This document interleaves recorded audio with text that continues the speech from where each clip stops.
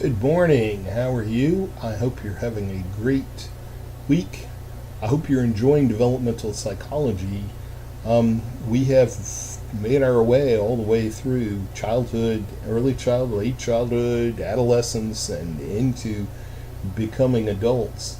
This is probably the point where many of you are finding that you're right there.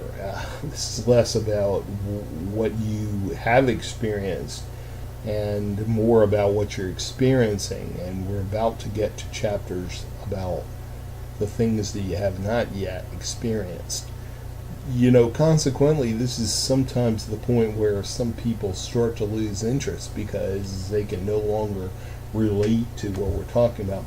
And I encourage you, don't be like that. Try to find the stuff that you really enjoy in every stage of human development.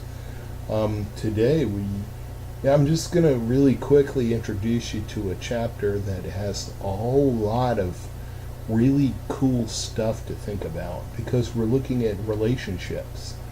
What is the difference between friendships in childhood, friendships in adolescence, and friendships in adulthood? Because I would say most adults I know don't have as many friends as they did when they were little kids. Well, when we're growing up, we probably have 5 or 6, 10 friends that we run with or hang out with or whatever. As adults, you may have 1 or 2 really good ones that you spend time with. And even then, maybe you're not even, maybe you don't really have friends other than your partner or spouse. And I'm here to tell you that's probably okay. We don't need them like we need them when we're developing. We really don't need that many voices telling us who we are. We need one voice telling us who we are, and that's our own. So adulthood is often the time that we really find that authenticity. We have, if you remember, we have in adolescence answered the question of who am I, and now we're really continuing to flesh that out and to practice and all being who we are. I'm not saying that other relationships are not very important, but other relationships they just take a different form than they did when we were growing up, where they were really essential. So the first question is, how do we find friends? Or not how do we find friends, but what does that mean to have a friend? So there's an emotional part of that, we often will have the junk that we go through in life, and having another person to talk to about it is really good.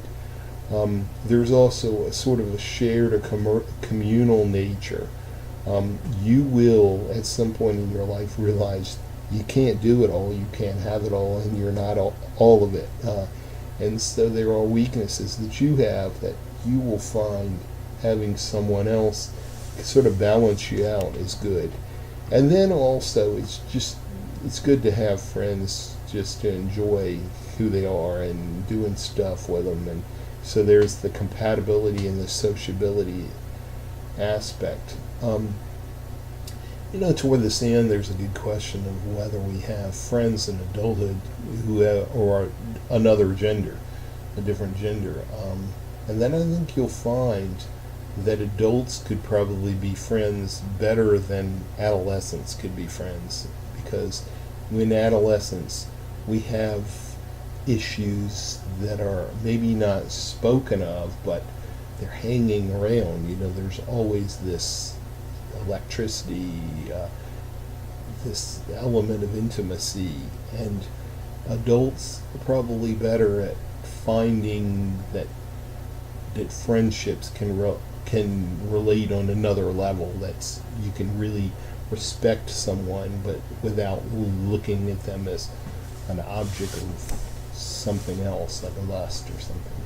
Okay. This is the age where probably most of us will find a significant other, whatever that means, find love, define that. What does that mean? I know there are probably some of you sitting here watching this and you go, well, I don't believe in love. That's stupid. Or you might even have read some kind of psychology or science showing that love doesn't work, or there is no such thing, and that nobody can be trusted, and everybody's really only basically out for themselves. And I would encourage you to throw away that junk, that propaganda. One, it's not really scientific. Science shows that love is necessary, that people who share themselves and are part of relationships are healthier, live longer, are part of communities that help one another. This idea that everybody is really in competition to one another does not come from real science. That comes from an effort to try to justify behaviors that are generally not as acceptable. Okay. You're going to see in this chapter a good discussion of the dark side of relationships, violence and abuse and all. And my encouragement there is to see that this doesn't have to be so. You can have relationships where people respect and care for one another. A lot of it is choice, and part of the choice is to understand before you get into a relationship whether you can trust the person, and what are the bases for that trust. In young adulthood particularly, and maybe into the middle age, we see three sort of real choices there. One is singleness. A lot of people will choose to remain single. And there are reasons for that. Some people are going to remain that way all their lives. A second choice is cohabitation, people who choose to live together. And the questions are why and what do you get out of it. My only encouragement there is, when you ask yourself why, is if you can answer that question, be honest. Be really honest. Because relationships don't work when we're not honest with ourselves. When we say, man, I'm not really getting anything out of this, if you really honestly can say that, then it's probably true. Yeah. And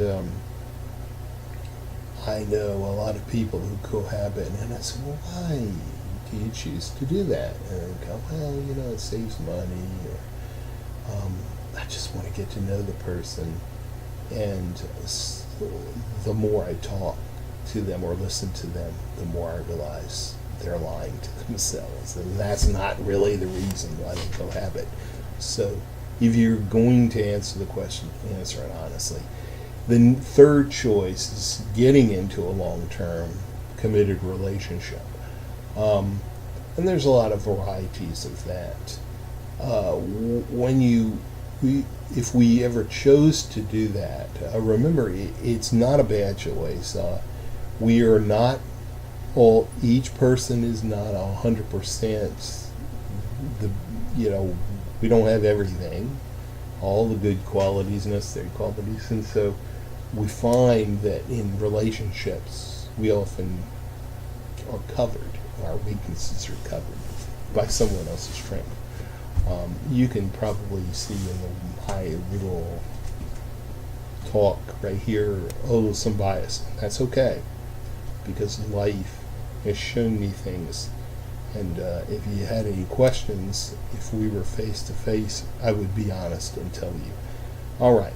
The next part of the chapter, I think, bears some thought, is the discussion of families.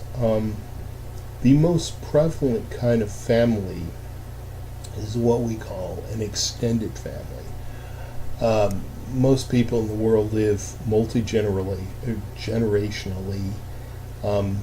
Here in the United States, we have a type of family called the blended family. A lot of people live in blended families, where they live with people they're not necessarily biologically related to. And what psychology will show us, I think, if I can just kind of sum this up in the bottom line is, what is family? That's a good question, but what seems to really be most valuable in families is the love and the care and the concern that they show. So is biology absolutely, I mean, is sharing genetics absolutely necessary? Probably not as much as being with people who have your back and really care about you. That leads us to the consideration of what goes into good parenting if you have children, and step parenting, and what other kinds of parenting are there?